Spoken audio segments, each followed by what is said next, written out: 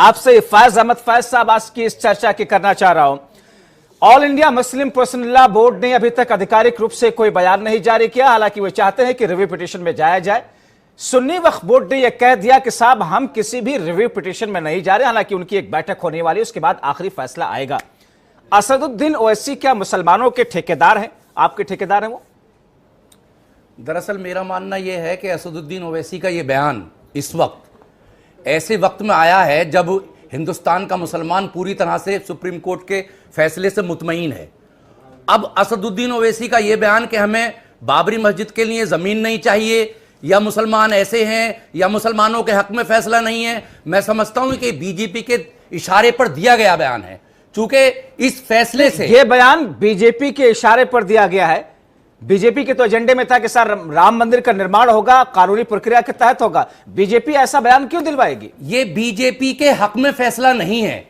Supreme court का फैसला BJP के हक में नहीं है। चूंकि अगर बीजेपी के हक में फैसला तब आता जब सुप्रीम कोर्ट बाबरी मस्जिद के हक में फैसला करता, और बीजेपी अपनी गवर्नमेंट में सेशन बुला के उसको बाकायदे मंदिर बनाने के लिए एक नोटिफिकेशन जारी करती कि मंदिर हम बनवा रहे हैं। यह मंदिर बीजेपी सरकार नहीं बनवा रही है, यह मंदिर सुप्रीम कोर्ट के फैसले से बन रहा है। और यह फैसला किसी की हार या जीत को समझकर नहीं देखना चाहिए, बल्कि यह फैसला दोनों पक्षों के हक में है। आप कयास लगा रहे हैं। इसके पीछे तथ्य क्या है? इसके पीछे तथ्य क्या है?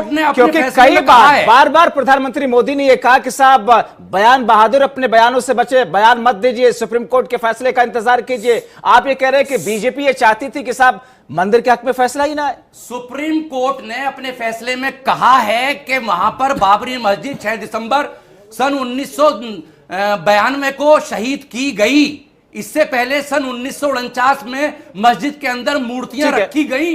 इसका मतलब यह होता है, और फिर आखिर में सुप्रीम कोर्ट ने कहा है कि मुस्लिम पक्ष को 5 एकड़ जमीन मस्जिद के लिए अलग दी जाए। इसका मतलब यह होता है कि ये कोर्ट ने अपने फैसले में कहा है कि वहां पर बाबरी मस्जिद 6 दिसंबर सन 1992 को शहीद की गई।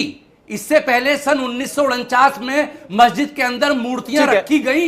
इसका मतलब यह होता है, और फिर आखिर में सुप्रीम कोर्ट ने कहा है कि मुस्लिम पक्ष को 5 एकड़ जमीन मस्जिद के लिए अलग दी जाए। इसका मतलब यह होता है कि ये असदुद्दीन ओवैसी जो कुछ कर रहे हैं, अनिरुद्ध सिंह जी, असदुद्दीन ओवैसी जो कुछ कर रहे हैं, जैसा कि उन पर आरोप लगता रहा है, आपकी पार्टी पर आरोप लगता रहा है कि बीजेपी ही एक स्क्रिप्ट देती है जिसे ओवैसी पढ़ देते हैं या ट्विटर के जरिए उन बात फैलाते हैं।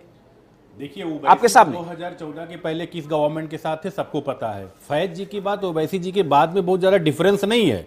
ओवैसी सीधा कान पकड़ रहे हैं, फैज जी घुमा के कान पकड़ रहे हैं। बहुत ज्यादा डिफरेंस इसमें नहीं है। ठीक है, फैज अहमद फैज साहब, आप कुछ कहना चाह रहे, कुछ जोड़ना चाह रहे इसमें? मैं ये कहना चाहता हूं कि इस वक्त हिंदुस्तान में जो पॉलिटिक्स हो रही है, वो बीजेपी ये चाहती है कि हिंदुस्तान में सेकुलर पॉलिटिक्स को खत्म कर दिया जाए।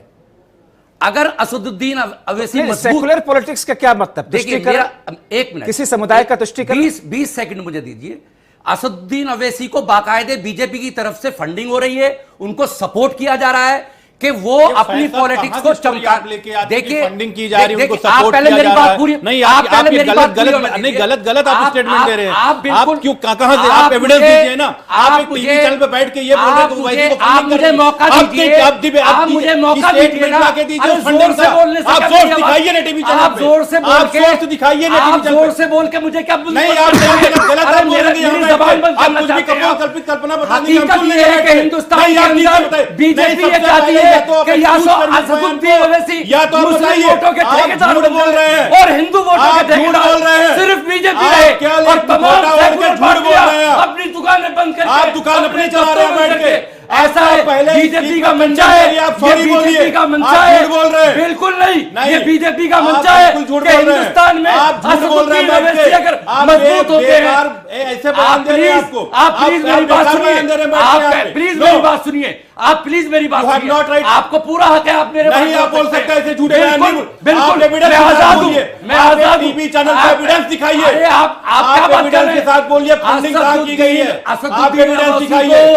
बीजेपी की आप तरफ से evidence दिखाइए। सपोर्ट किया जा रहा है आप कि वो evidence खुलकर दिखाइए। मुस्लिम No। पॉलिटिक्स करें No। और मुस्लिम वोटों को आपको बटोर कर evidence दिखाना पड़ेगा, फंडिंग कहाँ की जा सेकुलर रही है। सियासी आप जमातों क्या से झूठ बोल रहे हैं? मुस्लिम वोटों से इकट्ठा करके आप क्यों और झूठ बोल मजलिस रहे की हैं? तरफ ले जाए ताकि मुस्लिम वोट ओवैसी को आप बढ़ क्या जाए ओवैसी और और हिंदू हिंदुओं वोटों के के बैठ के ठेकेदार आप खाली मुस्लिम ओवैसी से ज्यादा देखिए, खतरनाक लाइन आपकी है, बैठ के टीवी चैनल झूठ बोल रहे माफ हैं और कीजिएगा। हिंदू और मुसलमान की बात कर माफ रहे हैं। कीजिएगा, माफ आप मत बहुत करिए, गलत बात कर रहे हैं। आपको आप समाज बहुत माफ गलत नहीं बात कर करेगा। रहे हैं। मेरा आप मानना ये ये है मुखौटा ओढ़ के कि ना असदुद्दीन ये नहीं ओवैसी करें। को ओवैसी से बीजेपी ज्यादा की तरफ खतरनाक आप जैसे पूरा इंटेलेक्चुअल है सपोर्ट समाज के लिए। पूरा सपोर्ट है। ओवैसी से अरे ज्यादा मुझे- खतरनाक मुझे आप जैसे हैरत है इंटेलेक्चुअल कि है। आप ओवैसी की हिमायत कर रहे हैं। आप ओवैसी मुझे की हैरत हिमायत है आप बताइए कि ना, आप कहाँ से ओवैसी की आएगा हिमायत इनको? कर रहे हैं। आप बताइए इससे कहाँ से ये बात फंडिंग की जाहिर होती स्टेटमेंट है दीजिए ना। कि बीजेपी और ओवैसी लेकिन एक मिनट मैं आप दोनों लोगों को इंटरप्ट करना चाहूंगा। एक सेकंड, आप दोनों लोगों को, फैज अहमद फैज साहब और अनिरुद्ध साहब, दोनों लोगों से मैं ये पूछना चाहूंगा कि अगर फैज अहमद फैज ये कह रहे हैं कि भारतीय जनता पार्टी असदुद्दीन ओवैसी को फंड करती है, उनको सपोर्ट करती है, तो फिर इसके पीछे का क्या कोई तर्क है? करके कहता हूं, आपकी भावना एक समझ में आ सेकंड, गई है। ठीक है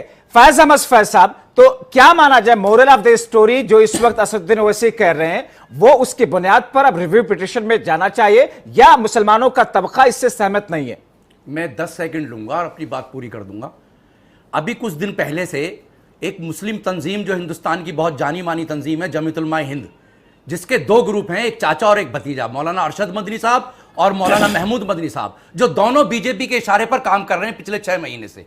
मेरा मानना यह है कि जब सुप्रीम कोर्ट से फैसला आ गया और मंदिर बनेगा और तमाम मुसलमानों ने हिंदुस्तान के इस फैसले को एक्सेप्ट किया है, स्वीकार किया है और खुशी से उसको माना है, तो फिर एक हफ्ते बाद मौलाना अरशद मदनी साहब का कल बयान आया है कि वो रिव्यू पिटीशन डालेंगे।